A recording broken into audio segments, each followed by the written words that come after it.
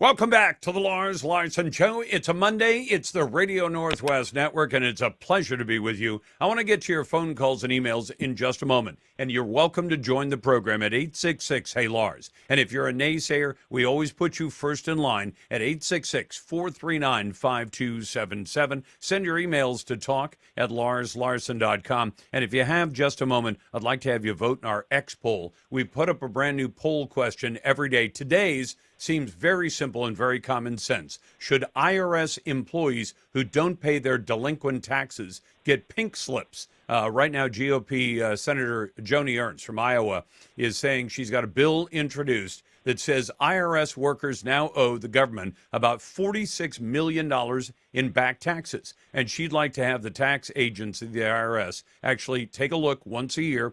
And if you're not paid up on your taxes and you work at the IRS collecting taxes from others, then you get a pink slip and we find somebody else to do your job who's not a tax deadbeat. You can find the question at Lars Larson Show and at LarsLarson.com. It's always brought to you by, well, Ultimate Truck Services. If you rely on trucks for business, Ultimate keeps your biggest assets on the road and running right. Find them at UltimateTruckService.com. Now, on the phone with me, and it's a real pleasure to welcome the new chair of the Oregon GOP, because we end up talking to the Oregon Republican Party relatively rarely, and that's not by our choice. Connie Whelchel joins me now. Connie, welcome to the program.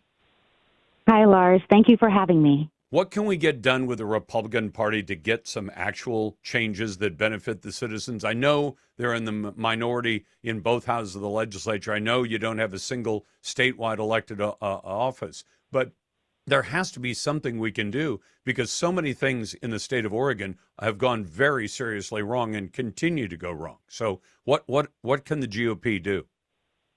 People need to get involved. People need to get engaged. And I think it's interesting because a lot of people who are not very politically engaged might look at the state political parties, such as the Oregon Republican Party, such as I used to look at it, as some organization separate from the people, which is the furthest thing from the truth. We are a volunteer organization. None of us get paid for anything, and everything starts at the grassroots at the county level.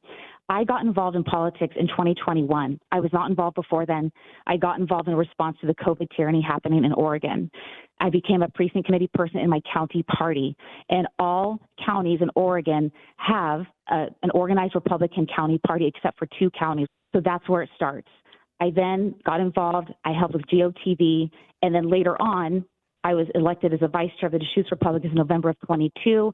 Fast forward, I got vice chair in February.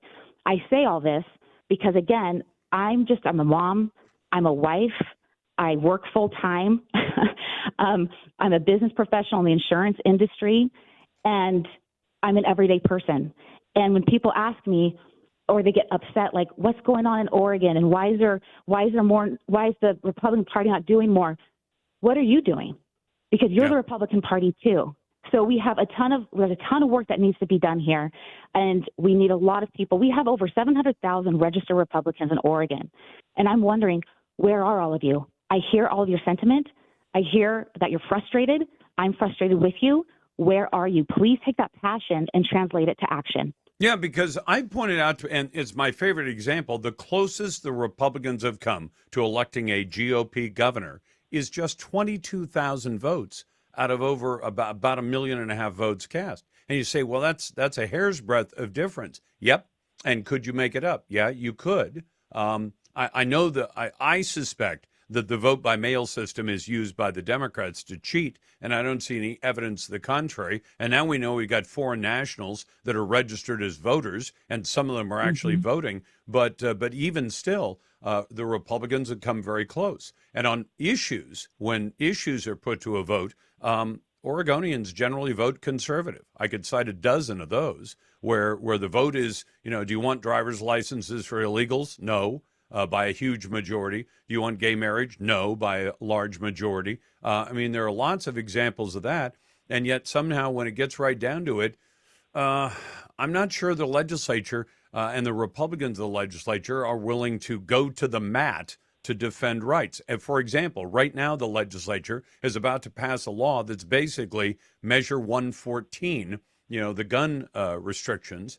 And I wonder how far they'll go to stop that piece of legislation.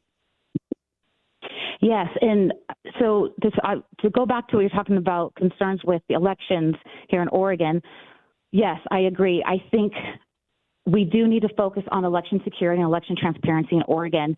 And what I don't think many people understand is we are number 48 compared to the rest of the states in this country when it comes to election security based on how our current laws and statutes are written when it comes to voting in Oregon. We have many vulnerabilities in our laws, and they need to be shored up. Any successful business will do risk analyses to see where there might be gaps and vulnerabilities. And successful businesses will conduct risk mitigation techniques to shore up those gaps. Yep. Why we don't employ that same common sense approach to our sacred votes is beyond me.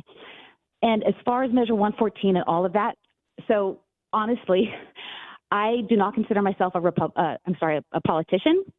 I have a background with projects, and when I first got involved with the Republican Party, I love being able to bring people together to achieve great things. That's what I love doing. That's what lights me up. I saw that there was an opportunity for me to help do that in the Republican Party. I work full time, so my scope is very narrow. Yep. When I got involved, I realized in the COVID tyranny that we needed to get Republicans elected. So that's my scope. I'm here to get Republicans elected and to grow the party so we are more effective at getting conservatives elected as well. Let me tell you where I think the problem is. If people say, why should I vote for a Republican? And you could say, well, you had a ballot measure that passed just barely in 114, for example, and then it went to the courts and it was quickly declared unconstitutional. But now it's in the middle of a long process that's likely to last well into next year at the Oregon Supreme Court. And it may win or lose at the Supreme Court, but in the meantime, the legislature is about to pass a law, which means that everybody's spending money to contest Measure 114. You'd be throwing your money down a rat hole to take that one to the Supreme Court because you'll be contesting something that's no longer the law. And they'll say, but the new one that the legislature passed is a carbon copy. It is, but now you get to start the process all over again, raise more millions of dollars to contest it. So they've figured out a way to completely torpedo the public's input. You voted on Measure 114. It barely passed. It was unconstitutional. Now it's being contested. But that contest goes away if the legislature passes the new law, and now you can start all over with the lawsuits. Yeah, it's egregious. They're not listening to the people either or the Constitution. It's awful. I feel the Democrat Party has gone so far left. And honestly, I would not be in this position. I would not be here today if I was in a red state. I'm only here because Oregon has got so bad, so extreme, so extreme. Absolutely right. That's Connie Whelchel, who is the new chair of the Oregon GOP. The GOP has not talked to me in literally years, and I'm glad that we're talking again. I don't know why they weren't talking. I think they want to get the word out. She does, and I'm glad to see that happen. It bodes well for the process in the Northwest. Back in a moment, and we'll talk about Nevada. You've got the Larson Show.